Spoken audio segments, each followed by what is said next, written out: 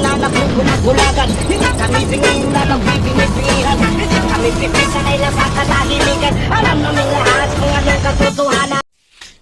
Ang bayan ay sumisigaw para sa katarungan, kalinga at tunay na kasagutan sa nararanasang kahirapan at kawalan ng hustisya. Sa gitna ng garapal na nakawan sa kaban ng bayan, umalingaw-ngaw ang tinig ng mamamayan.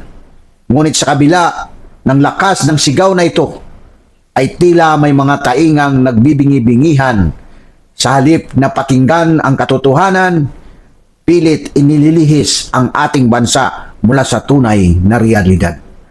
Kaliwat kanan ng krimen, mga inosenteng buhay ang nawawala dahil sa karahasan, sa impluensya, sa ipinagbabawal na gamot, at sa kapabayaan ng sistemang dapat sana'y nagtatanggol sa mamamayan.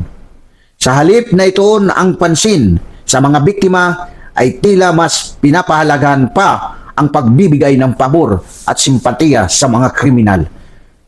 At sa kabila ng lahat, patuloy pinamumukha sa atin na ang ating bayan ay isang ligtas na lugar upang mamuhay ng payapa. Sumisigaw ang bayan.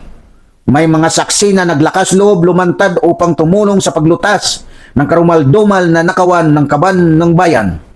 Ngunit sa halip na pakinggan, mas pinili pang sirain at wasakin ang kanilang kredibilidad.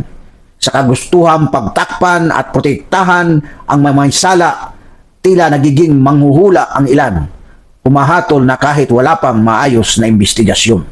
Sa halip na pakinggan ang tinig ng katotohanan, mas pinili pang paniwalaan ang mga bulaang salaysay na nagmumula pa sa mga taong may bahid ng kasinungalingan.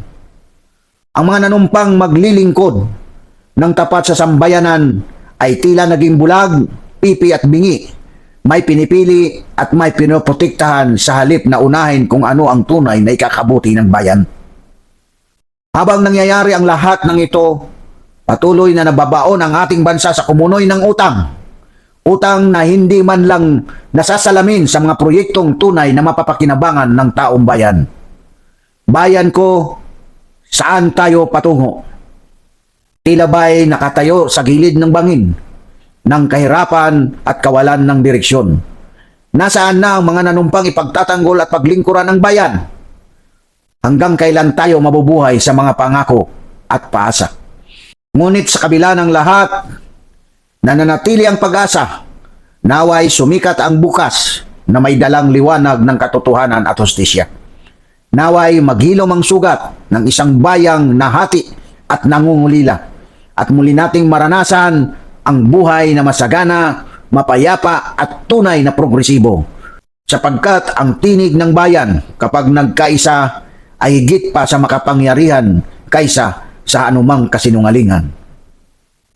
Mabuhay ang Pilipinas, mabuhay ang sabang bayanang Pilipino. God save the Philippines.